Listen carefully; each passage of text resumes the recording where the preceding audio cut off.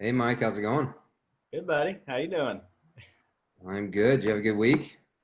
Yeah, not too bad. Living the quarantine life.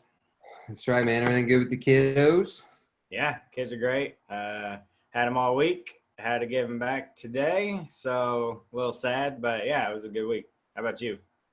Yeah, same. Just another week. It seems like the news is getting a little bit better. So hopefully here in the next 2 or 3 weeks, some piece of normal life comes back. At least getting out to venture away from the home. So that'll be good. Yeah, definitely. Um, hey, it's been man, what a week. We launched our first episode last week, and I would tell you that the feedback has been, I mean, I've just been blown away. And I know that, I'm more connected, I think, with some of the social media outlets than you are. But Yeah, definitely.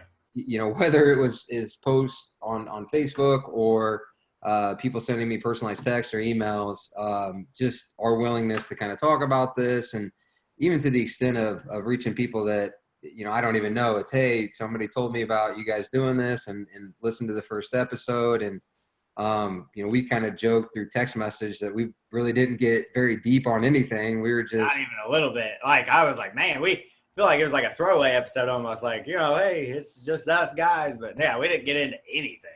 yeah. So I mean, if and I think it's more than anything just the support of, it's cool that you guys are willing to put yourselves out there and do this. But if everybody liked the fact that we just set the stage, hopefully when we really start to get into this stuff, it resonates even more. So that's good.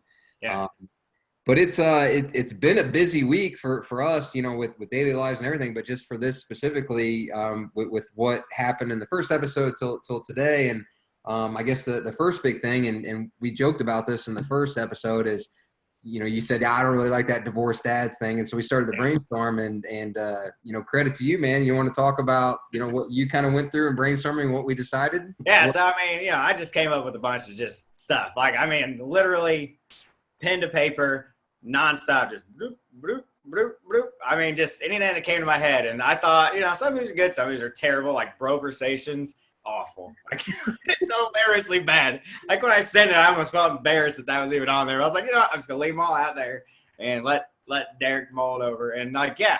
And that's what he said, kind of stuck, and you really liked it, and we brainstormed it, and yeah, that's the name of our show now. So that's what he said. So perfect for us though, because I mean, kind of silly and goofy, which we are, but also this is serious talks, but you need a little humor with serious talks. So I thought, I think it's perfect. So that's what he said.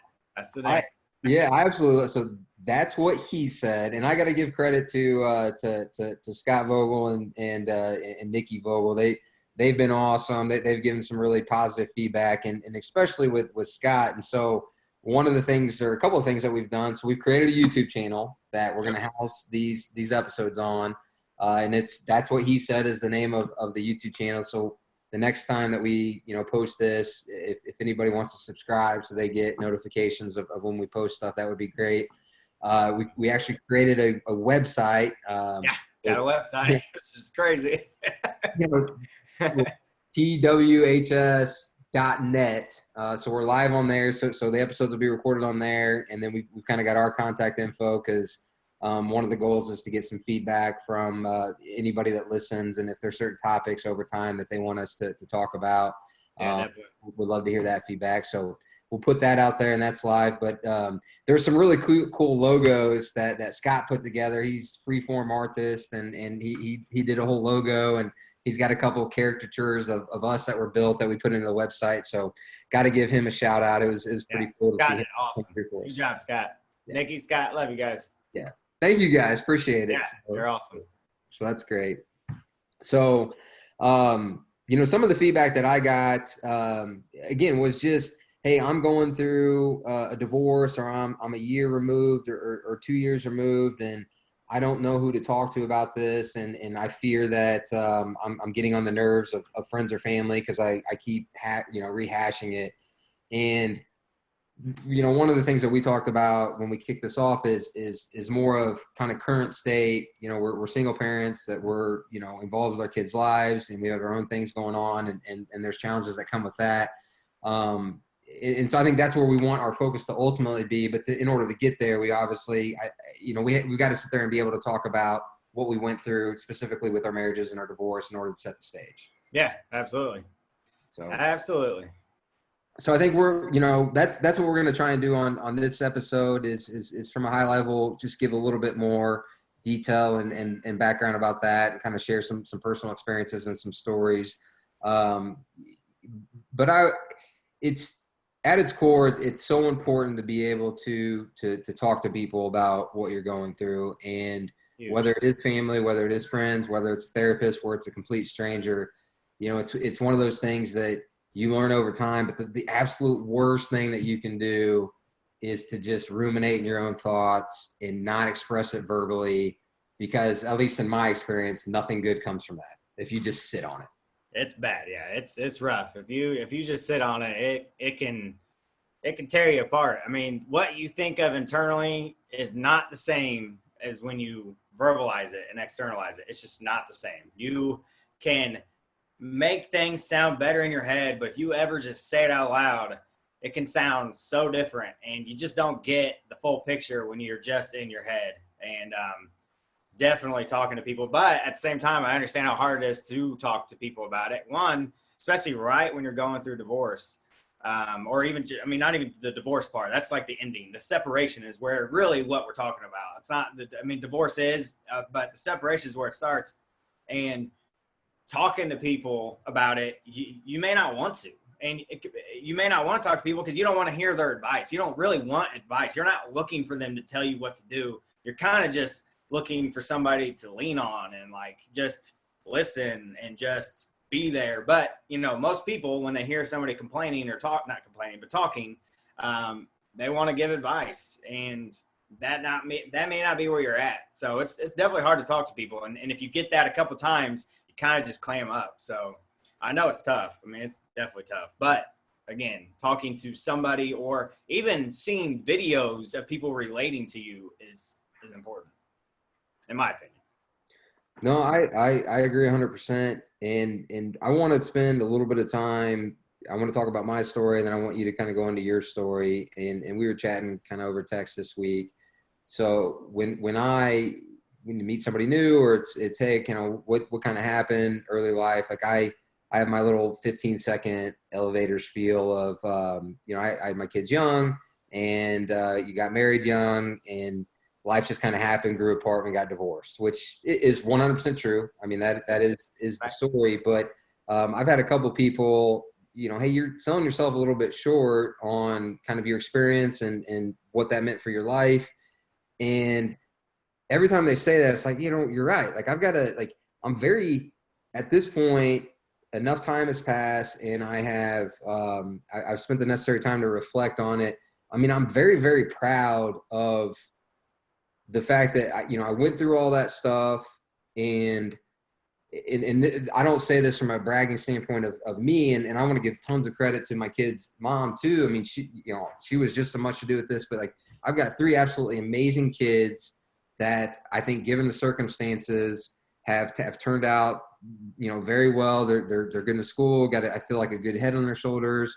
We'll see how life changes over time, but all things considered, with everything that they've been through, that I've been through, like it's gone as well as I could expect. And I need to be proud about that. And I wanted to share some feedback, and I won't say his name, but amidst some of the feedback that I got this week from us posting the video and just the support, one of my really good friends from college that I'm still good friends with today, he had sent me, just a really nice email and kind of gave some feedback. And I wanted to read a little bit of what he put, and I'll kind of summarize some of it. But it, essentially says, hey, on a more serious note, I'm not sure if I ever told you this directly, but I've talked to my wife many times, and I really look up and respect you so much for what you and your kid's mom did when she got pregnant. It would have been very easy for the 2 of you to throw in the towel and not go through with it. And just, I think it's really great that you guys, kind of sucked it up and did what you did. I'm sure it wasn't easy. I'm sure it wasn't fun at times, but definitely did the right thing. It speaks volumes of your character and understanding of life. Not to mention that, but you completed school and you were able to get a job and really be career oriented all throughout that while having a kid at 20. And it was one of those moments for me, the things I take the most pride in when somebody compliments like my kids and say, hey, they've got a good head on their shoulders. They're doing great. Like this, that's the biggest thing for me. But for personal, kind of just reflection, like hearing something like that, I don't go out trying to seek validation or approval or anything like that, but just, a completely unprompted email from one of my, good friends that just say, I don't know if I've ever really told you this, but that, like, it just makes me sit back and be like, you know what? You did go through a lot of stuff early on, and I've got to give tons of credit to the support system around me at the time. I have an amazing family, their mom, the amazing family, and without them, I don't think we would have been able to be successful early on. But just trying to do a better job of like, hey, even though things maybe didn't go according to plan, which is kind of funny in general because, what plan, like you just don't know what life's going to throw at you. Yeah. But given the circumstances where things are now, I mean, I wouldn't change it. And I need to do a better job of really being proud about that period of my life and who it's made me into today. And so, to the people again that have given feedback about that, and we'll elaborate on this, but I thought that was pretty neat. So I guess that's, Mike, when you sit there and you think about, yourself and that phase, like what kind of story do you frame for yourself? How do you view it? What are your thoughts on that? Well, first, before I go into me, I just want to say, yeah, I also agree with that. Like, I can always remember when all that was going on when you were in college. I thought I have nothing and have nothing for respect for you and her. I mean, like, a lot of people would maybe panic, freak out, and do other things, and you guys chose to stick it out together, and I always respected both of you guys for that. So, honestly, like, I feel the same as that person's message. So, I want to say that first. I appreciate that. Thanks, buddy. Me, yeah, so how would I frame it? So let's see. So, my upbringing and being around family constantly, family was literally everything. Like, it's just all I was around. So, like, at a young age, my, dream was to have a family. Like, that's it. That was it. That was like me being at the top of life. Is I got my family, I have my life, and I get to move on.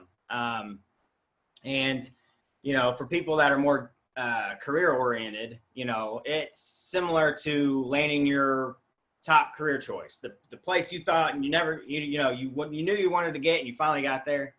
And I got there. So I got there, and then things happen, and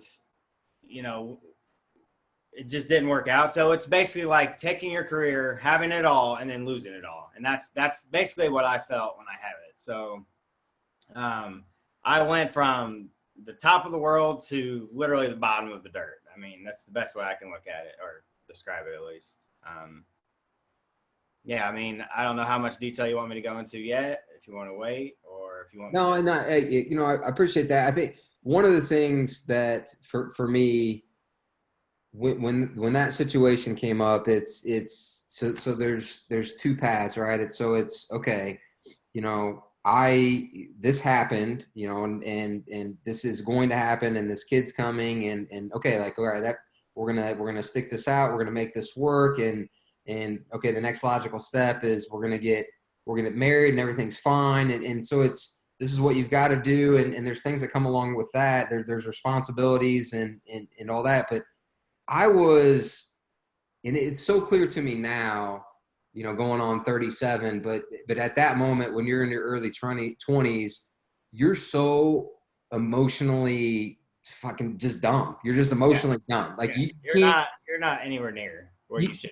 You can't even, you know the right thing to do. I mean, you're now responsible for this life, and they're the most important thing, and you've got to provide for them, and there's all the survival things that come with that. I've got to provide, I've got to do the jobs, but like emotionally, trying to be at even the same level or whatever, as the years go by and there's more kids, and then that's when life gets more complicated. Obviously, stresses are going to come at you in every single aspect, and how you deal with them. And if you've never been armed with the ability to deal with that stuff mentally, emotionally, whether that was having conversations when you were younger as a kid, or having a mentor or a therapist or a good social network of folks where it's like, okay, like something feels weird here. I know something's off. Like I got to talk about this. Or what I think most men do, or I know what I did in that moment, it's like, come on, just, suck it up and figure it out. And this is just, something's off and it will pass. Yeah. And how did it, so like, it's so clear to me now. And I mean, I really do feel like I needed to go through that to maybe get to the point now where I recognize some more of that. But in, reflecting back to in those moments when those life stressors come at you, and especially in my situation where there's kids young and you're just trying to get a job and establish yourself. I mean, there's tons of them, there's just tons of them. So, I don't know what your mental experiences were trying to grapple through all that. Yeah. I mean, it's pretty similar.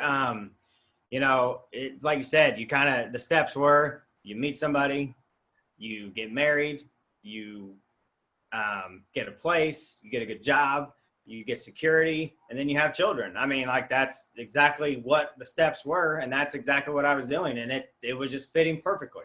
I mean, everything was going exactly how I thought it would go. So, when you get thrown for a loop and things happen where all of a sudden, economy goes bad, you lose jobs, you're struggling, real problems come into play. When you're not emotionally mature enough, you may not handle everything like you would now. Like obviously looking back, you can look at it and be like, oh man, like I could have done that. I could have done this. But at the time you thought you were doing your best. And, when your best isn't good enough and things don't go the way you want anymore, it can spiral out really quick and things like divorce happen. And it's awful and it sucks. And it's, it's tough. It's tough losing your family. I mean, honestly, that's always how I look at it. You lost your family. I mean, your kids no longer get you every night. Even if you have 50-50 custody, which is the best you can have, that's half your time you're not with them anymore. So all those things just tear at you and eat at you, and you got to deal with. On top of the relationship part of it, on top of what happened and what you could have done better and what just all that stuff. So, a lot of reflecting and a lot of figuring out you got to do right after all of it happens. But I will say, if you have somebody that you're with and it doesn't work out, but you guys still have the kid's best interest in mind constantly, it definitely helps the process out a lot. And luckily both of us have that.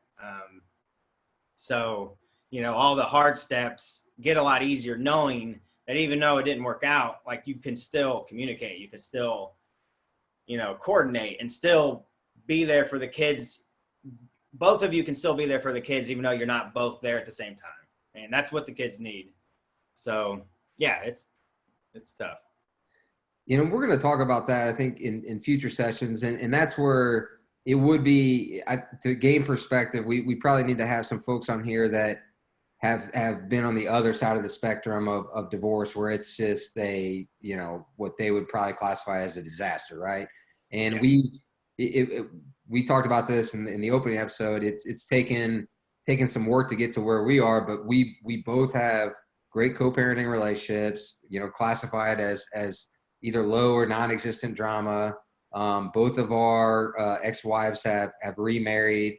And we're both support. I mean, I think I'm super happy that she's happy. And the new guy is a great stepdad to my kids. And so it's an ideal scenario given the circumstances, which I know separates me from a lot of other divorced couples, but that, that's peace of mind, right? Yeah, definitely. 100%. I mean, it helps. It's not to knock anybody who doesn't have that, and it doesn't mean things can't be fine for your children. It just means and it helps. That's it. I mean, that's all we're saying. We're not knocking anybody for not having that.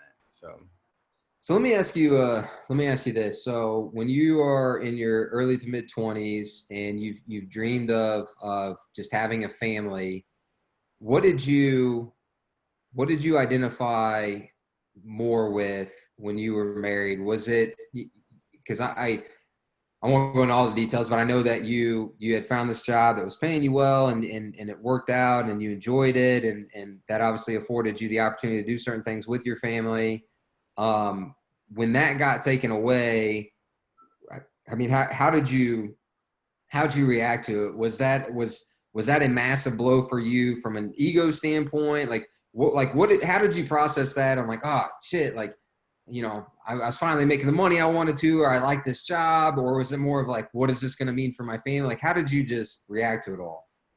Yeah. So I took it hard. Honestly, it wasn't even because of what I was doing. It was just knowing that I was no longer being able to provide for my family, no longer being able to do what I wanted to do for them. It was devastating. I mean, it took a huge toll on me to just accept what happened. And, I had support when it happened. It wasn't like, that happened and then everything just went to shit immediately. I mean, it didn't just happen like that. But, after it happened and I take one blow knowing that I lost that job and now I got to like completely refigure out what I'm going to do and how I'm going to help, provide for this family. And then it goes from that to, so a little bit on my story was, we basically found out she was pregnant with our son, basically the same time I found out I was losing my job. So we had great news, the best news ever, to the worst news ever, and all at the exact same time. So it was super bittersweet. And, we both tried to stay focused on the positive, but also we both knew, like, what are we going to do? We don't have plan B. We didn't have plan B. Like, we did not at all prepare for plan B. And that goes with the immaturity part of it. And we didn't handle it good at all. I mean, it went down from there. We went from me losing my job to us trying to figure it out, to us losing our house, to us trying to figure out where we're going to live, to us moving from a big house to an apartment. She's pregnant, luckily, you get on Medicaid with that because I didn't have a job. So they let her and the kids be on it. So we had that taken care of. But we lost the house. We had to move into an apartment. So, and still, we're trying to stay positive. I finally landed a job. It's third shift. It's nowhere near the pay I was making. I was promised that I would be off third shift by the time my son was born. Well, that didn't happen. So I'm third shift, not making enough money. Our son was born. Because I got a job, the Medicaid kicked us off because I got a job and I got insurance. Well, my insurance didn't pick up the bills because it was a pre-existing condition. So we were fitted with the whole bills of that on top of not making enough, on top of losing the house. There were just so many things going on at once. It was just hit after hit after hit. And me as, and I'm as just me personally, as a man, like those things tore me apart. Like I felt like the biggest failure that you could ever see. I mean, like I just felt like I could do no right. Like it was the worst time of my life. I mean, it was awful. I mean, I kept a smile on my face. I tried to stay positive, but I was literally dying inside. And honestly, that went into the relationship and went into everything that happened. So I don't know if you want me to keep going or if you want to. No, I mean, and I mean, Mike, again, credit to you being able to openly talk about that stuff. And I mean, I just can't, our situations are a little bit different, but with you, so you're the third shift work, which credit to anybody out there that works third shift. I mean, that's not ideal. I mean, it's the whole body clock thing that you got to figure out anyway. It's awful. But given the circumstances, at least in the moment, that was the best that you could do, right? Yep. And you know, your wife at the time is home pregnant with your second, which you should be excited about and joyful, but you are just eating yourself alive inside because you know that even working third shift, you're not bringing home money that you used to. That in itself has strain on the relationship. I mean, that is such a challenging spot to be in, and if you don't have the emotional capacity to deal with that, and your partner to have the same level of emotional capacity, and you're going to get stressed out, you're going to get angry, you're going to get frustrated. It's probably going to cause some disagreements and some fights, but if it's a turning point, right? Like if you can't rally behind that and figure out a way to do it, I mean, it's inevitably going to drive you apart, right? Yeah, I mean, it was a huge turning point. And like I said, it was blow after blow after blow after blow. And the one thing we always had really well was communication. Communication is, I mean, like I always took pride on communication. The problem was at that time with all that was going on, we communicated constantly, but we were not at all really listening to each other. We weren't hearing each other. We were both basically just mad at the world at that point. I mean, like I know I couldn't even I going home facing the family, it was the hardest thing I had to do because I felt like such a failure. It was unbelievably hard. I tried at the time what I thought my best to not show that stuff, but I know like my actions and the way I started being, like it took effect on everybody. I mean, like I would try to forget what was going on as much as possible. But that was the way I was dealing with it, which wasn't the right way. I mean, me trying to forget everything like it wasn't happening wasn't helping. You know, it was tough, and not, you know, even if we both thought we were emotionally mature, like that was so hard on anybody, and we thought we were prepared for stuff like that. But I mean, Well, let me ask you. myself in it, it really was hard.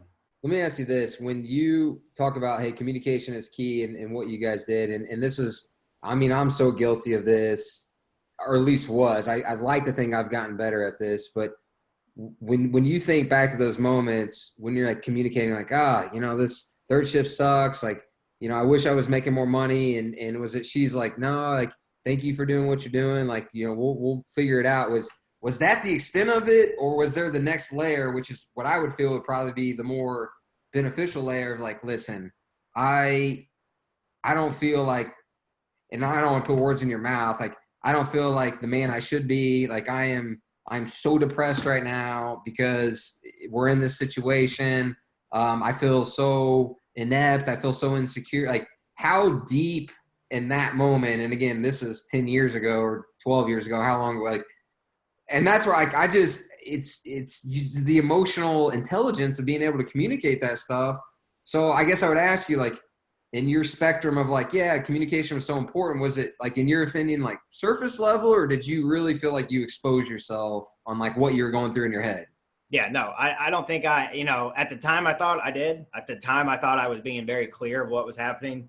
But now I can look back, and these are, you know, when we talk about kind of right after what we went through, I understand I wasn't. I understand I held a lot in still. The communication that we had was just business talk. Was, what are we going to do for money? What are we going to do about this? What are we going to do about that? It was all things neither one of us wanted to talk about. And it was things that, communication is great, but when you communicate constantly and there's nothing that happens, it's devastating to a relationship because it makes you both feel like neither one of you cares what the other one's saying. Even though you're not purposely doing that, you're not purposely ignoring what they said. You may think you're helping or doing what they're saying, but like you're just both you're not. You're both not. And so the communication was literally just, what are we going to do?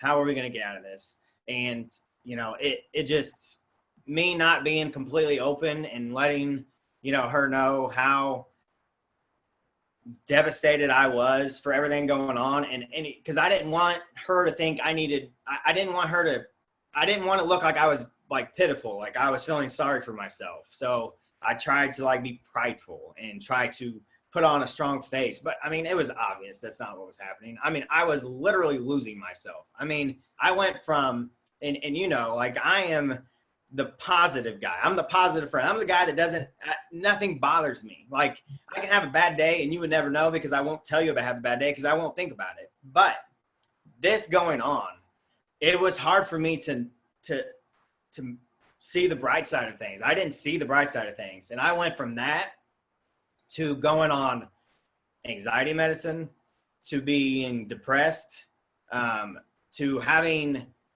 the doctor prescribe ADHD medicine for me because I couldn't focus. And then for me to actually get testosterone injections because my testosterone levels had dropped so low that I had to get hormone treatments. I mean, like, I was all of a sudden going from a guy who didn't take Advil for a headache to a guy who's got pills galore and injections because I couldn't even deal with what was happening to me. So, like, I take that guy and try to work through a relationship, and there was just no way recovering from that. I mean, just none. And me holding it in, even, I mean, she knew I was going through things, but like me not expressing it to her, you know, and us just at that point seeing each other as we saw each other as the solution, but we also saw each other as the problem. I mean, it was hard for us to try to talk in a caring way to each other because we were both so stressed out about everything. So it was tough. So did you, when you were growing up, you know, and I know, did your dad, like your parents, like, was it all pretty stable? Like, did they ever have fluctuations in job loss or any of that stuff? No. Did her folks at all, or was it pretty stable for the most part? Nope. Both stable. I mean, no, her dad had the same job his whole life. My dad had the same job his whole life. You know, both parents, you know, her mom did a little more than my mom. I mean, my mom was a stay-at-home mom.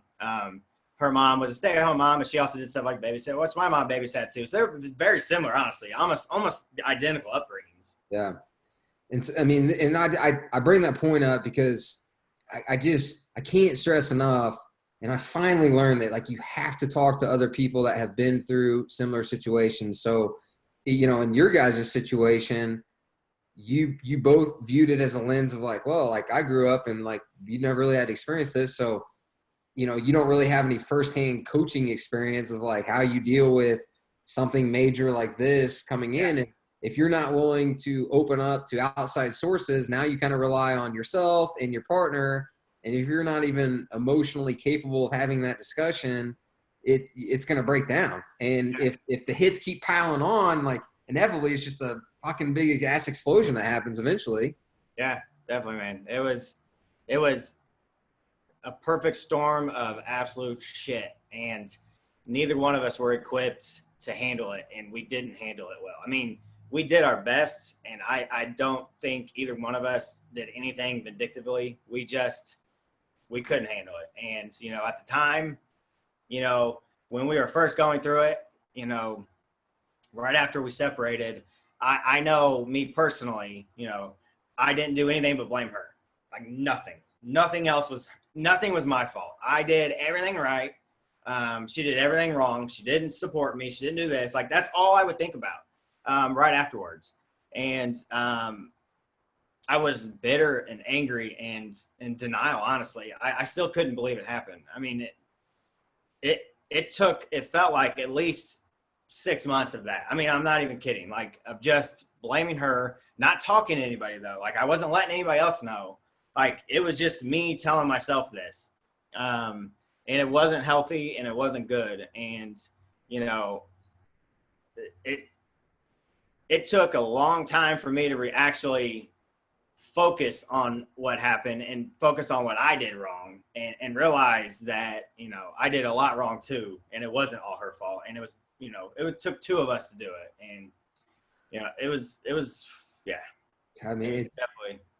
It's amazing what'll happen when you finally put your ego down and realize, like, no, like, it's you quit blaming other people. Yeah. Take responsibility. And this will be a future thing for future discussions. But I mean, so clearly now, like, I look back on my marriage and we were more of at one point, like, once our third kid came, it's like the whole financial, like, does it make sense for you to stay home or go to work? And there was a lot of that, you know, traditional, like, well, you don't appreciate me because, you know, I'm home with the kids and I'm doing all this stuff. Like, well, you don't appreciate me because I'm out here doing this and that to provide. And it's like, you get to that point, what are you doing? You know what? It's like, where's the true partnership? Where's the appreciation for each side? And like, it's that just emotional dumbness.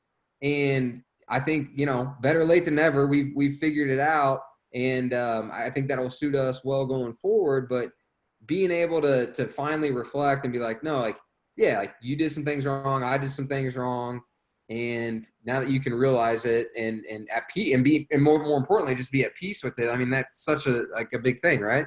Yeah, it's a huge thing. I mean, honestly, I never felt okay until I finally went from blaming her and being mad at her and just being angry. Like there was no reason, just me being angry that, you know, it didn't work out. I lost my family. I mean, that's all I looked at. I failed and I lost my family. And of course, when you fail, you don't want to blame yourself. You want to blame anybody and everybody else. I want to blame that I lost my job. I want to blame that I lost my house. I want to blame this. I want to blame that.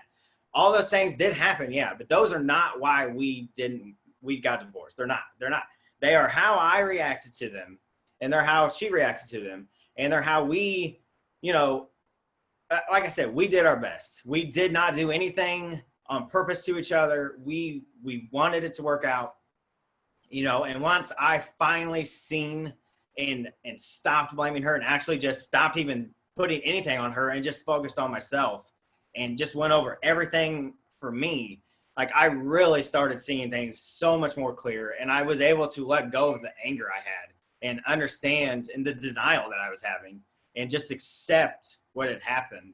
And it was a long, hard process. One, because I didn't talk to people about it. I didn't have a friend to call. I had friends to call, but all my friends at that time were married.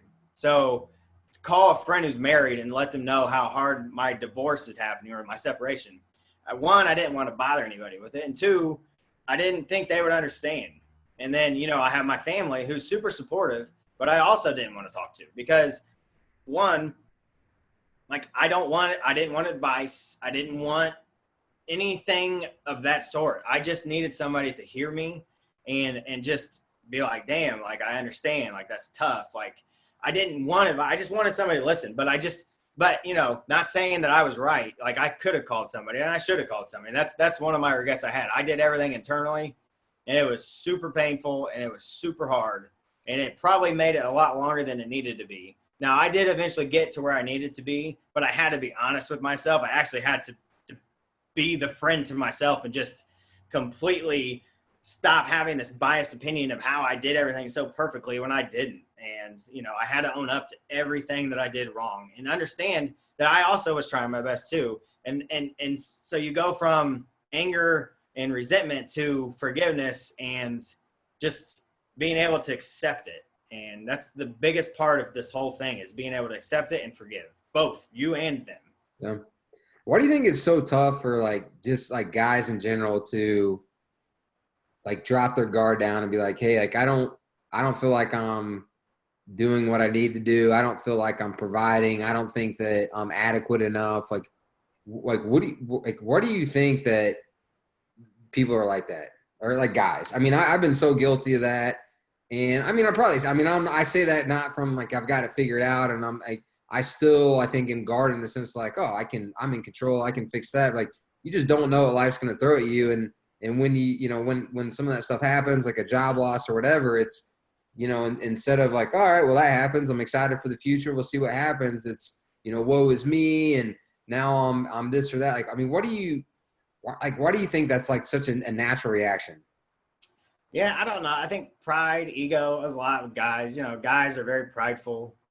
You know, all we do is brag about ourselves to our friends. I mean, it's literally all we do is just talk shit to our friends about how great we are. I mean, you know what I mean? So to actually admit you're not so great at something and to admit you failed at something, it's just not what we do naturally. We don't, I mean, like, I would say we're pretty good at it as far as like talking to each other, Yeah. but yeah, I wasn't always that way. Like, you know, I've always been able to talk, but to talk to friends and people about it, like I know my emotions pretty well, but to actually speak it to somebody, it's totally different. And guys, especially, we're just prideful. We got egos.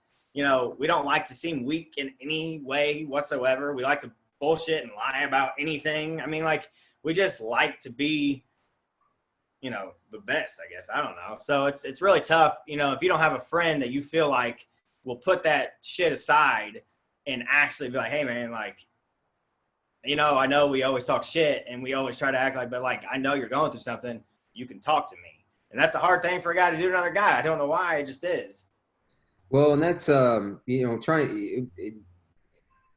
when you know life's busy and you don't see people as often. You know, take a buddy that you maybe see 2 or 3 times a year. Like you guys are close. Like just trying to get to the point where it's like, oh, hey, how's work? Good. How's family? Oh, they're good. Like this and that. Like, you know, Yeah. get beyond the surface level. It's like, hey, what's one thing that's like worrying about you or you're struggling with your marriage or like, you know, God, like just it's not like we've gotten to that point. And I mean, I would if you sat there and you talked to anybody and like, hey, like that small talk, or like, what do you want to talk about? Like, how many people would be like, oh man, it'd be so nice to actually talk about something real or of substance, you know, versus like small chit chat. Like everybody would be like, yeah, like I crave that. I want that. But nobody does it. No. Nobody does it. Yeah. Everybody's afraid. Nobody wants to sit there and be like, oh, I'm really struggling with this. Or like, hey, our marriage is kind of at a standstill because of X, Y, Z. Like, fuck. All right, now we have something. Like, let's dig into that. Like, and I don't know. I just don't understand why people don't do that. I was in that. I mean, we were those guys 10 years ago.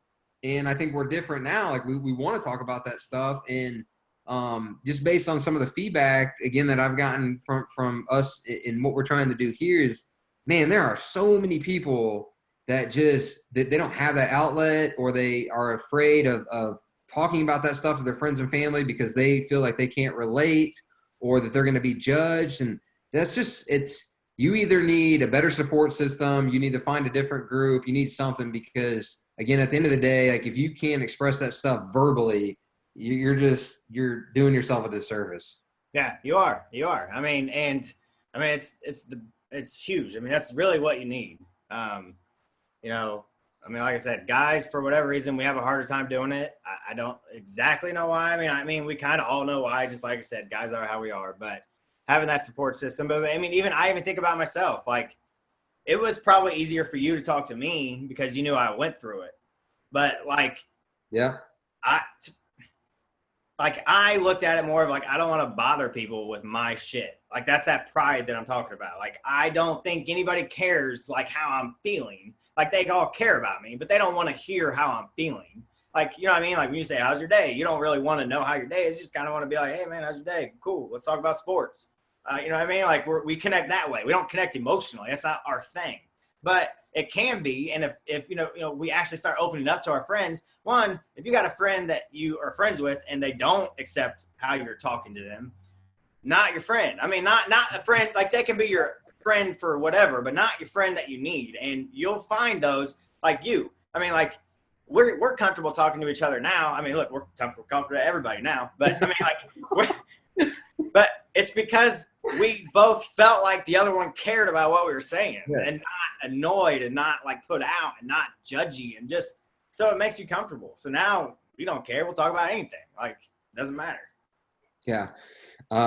Yeah, we are out there in the public now. So it's happening. Yeah. And that's the biggest thing is just trying to get the message out there that it's important to get this stuff off your chest. And so, you know, for us, we didn't want to spend too much time, and there's some backstory on that. You know, obviously we want to be respectful for just our exes and their current situations and, you know, our children, but it was important. And I'm sure we'll touch on some of this stuff going forward. I really appreciate you opening up and you know, I think I shared a little bit more of my story, but the whole goal of this is getting through that and then coming to grips with, okay, like it's happened. That's the life experience that we've had.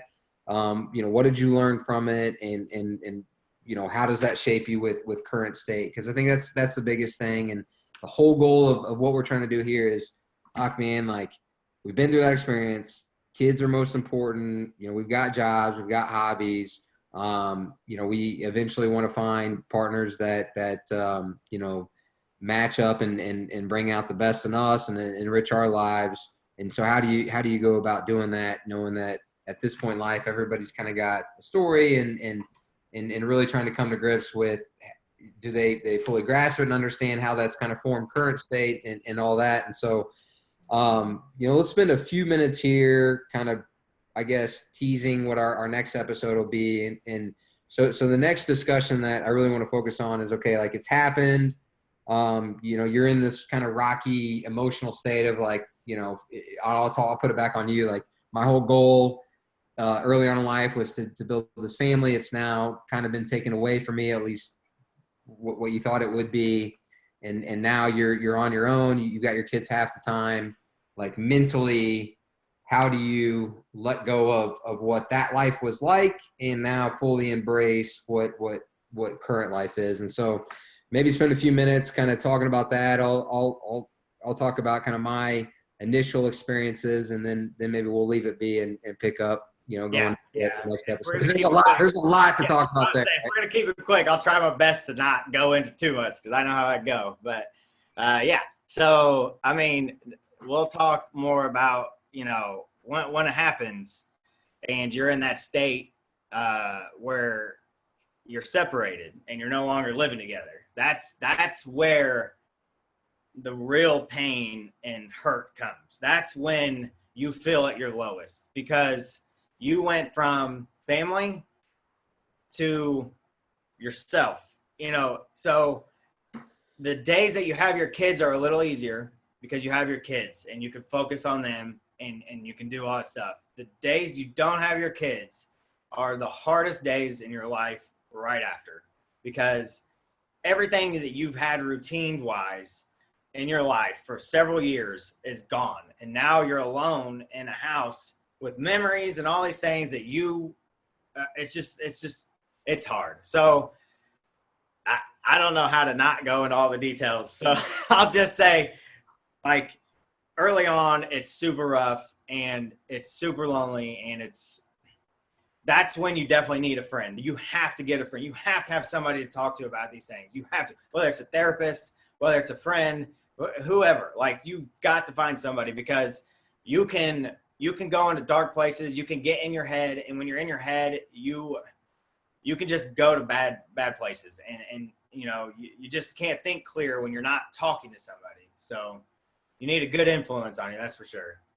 And I'm sure it's so, like, mentally it's so much more stressful for folks that had a very rough ending to their divorce, whether it's infidelity or abuse, domestic. Like there's so many worse situations than I think what you and I experienced that would probably elevate it. But whatever the circumstances are, to your point, that as soon as that breaks, in that first week or two where you're like, so she kept the house, I moved into a new place and got the kids, they're acclimated, like got their rooms and all that stuff. And yes, when the kids are there, it's definitely different and weird and awkward, but a little bit better because, they're your crew and that. But when they leave, oh my God, Mike, I remember that first week or two, and I moved into my place. It was the middle of winter.